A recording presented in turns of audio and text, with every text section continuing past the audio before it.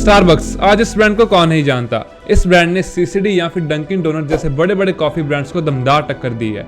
But 6 साल पहले एक सरदार जी के कॉफी ठेले ने ऐसा क्या किया कि स्टारबक्स की उससे आज फटती है। कैसे वो स्टारबक्स के लेवल पर आ गया, तो आइए आज हम इसके बारे में डिस्कस करते हैं।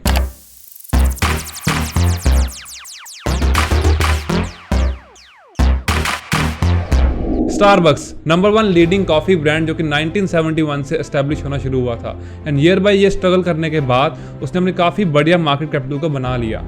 एंड जब भी स्टारबक्स किसी कंट्री में और सिटी में जाता था, सबसे पहले अपनी मेन फैक्ट्री को सेटअप करता था एंड उसके बाद अपने आउटलेट्स को सेटअप करता था।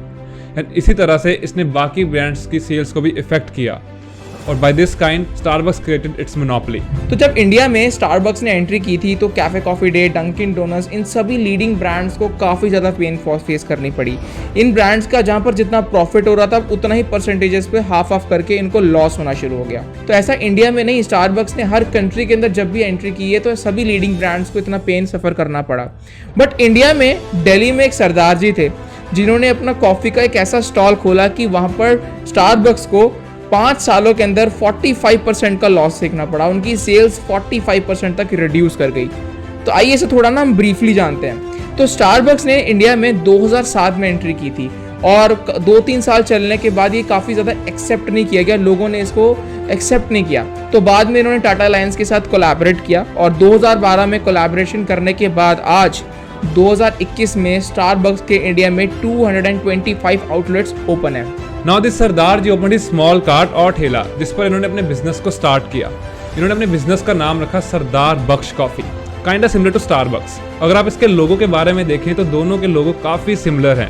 स्टारबक्स के लोगो के बीच में जहां पर लेडी विद हेयर है, सिमिलरली सरदार बख्श के कॉफी के लोगो में सरदार जी हैं।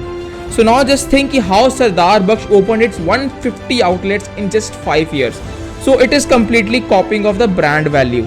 मैं मानता हूँ कि यहाँ पर सरदार बख्श ने स्टारबक्स के सारे ब्रांड वैल्यूज को कम्प्लीटली कॉपी किया और इसीलिए स्टारबक्स ने सरदार बख्श कॉफी बार को यहाँ पर हाई कोर्ट के अंदर घसीटा, यहाँ पर इन पर केस कर दिया और वहाँ पर कोर्ट में इन्होंने ये अपील की कि यहाँ पर सरदार जी ने हमारे ब्रांड वैल्यू को, हमारे ब्रांडेड लोगो को और हमारे नाम को यूज कर अपना ब्रांड ओपन कर लिया।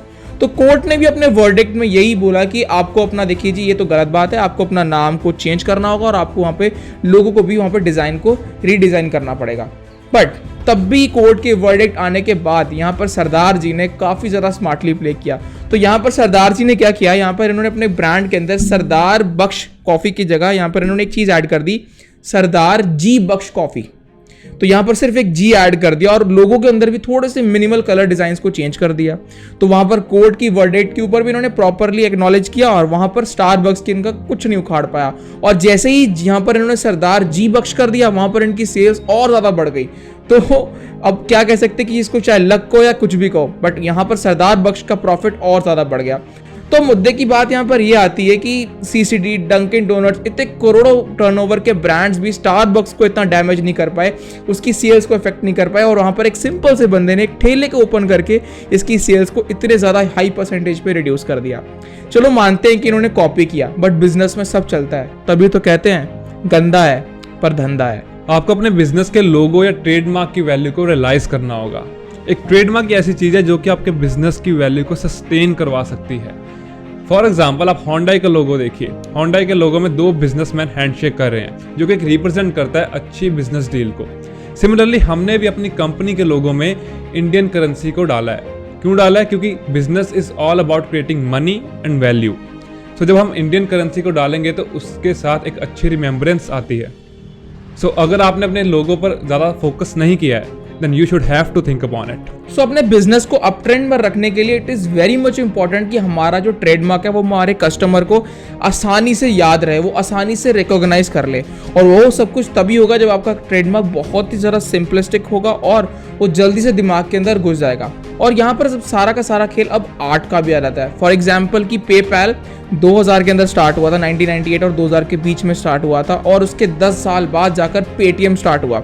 तो अगर आप पेपैल और पेटीएम के लोगों को कंपेयर करो तो देखिए कितनी ज़्यादा सिमिलैरिटी है पेपैल की और पेटीएम के लोगों की। पेटीएम ने यहाँ पर कलर कोड को और फॉर्म को कंप्लीटली कॉपी कर लिया और इनिशियल बेस में जब पेटीएम जब था वो ग्रो कर रहा था तो उसको सपोर्ट सारी की सारी पेपैल से ही मिल रही थी। लोग उसको पेपैल की ही तरह रिकॉग्नाइज करके उसके अंदर अपना अकाउंट्स बनाने शुरू कर दिए, और यही कारण है कि आज पेटीएम इतना ज़्यादा ऊपर जा चुका है। और यही नहीं, लास्ट वीक मैं खुद ट्रैवल कर रहा था, और ट्रैवल करते समय मेरी सिस्टर ने रास्ते में एक चॉकलेट को बाय किया, वो किटकैट थी। तो ट्रैवल करते समय मैंने कहा चलो हम भी खा लेते हैं। तो जब मैंने वो चॉकलेट को टेस्ट किया तो उसने बहुत ही ज़्यादा वियर्ड टेस्ट किया। तो मैं भी शॉक था कि किटकैट इतना वियर्ड कैसे टेस्ट कर सकती है। तो जब मैंने ध्यान से उसके पैकेट को ध्यान से एक बार रिकॉग्नाइज किया, उसको देखा, तो उसमें लिखा था किस किस। यहाँ पर किटकैट होता है तो उसको लिखा था किस किस, और उसके लोगो को, उसकी कलरिंग को इस तरीके से डिज़ाइन किया गया था कि कोई डिफ्रेंशिएट ही नहीं कर सकता कि ये किटकैट है, ये किस किस है। तो इतना ज़्यादा सिमिलर था कि हम भी कंफ्यूज हो गए कि हम उसको किटकैट समझ कर ही बाय कर लाए।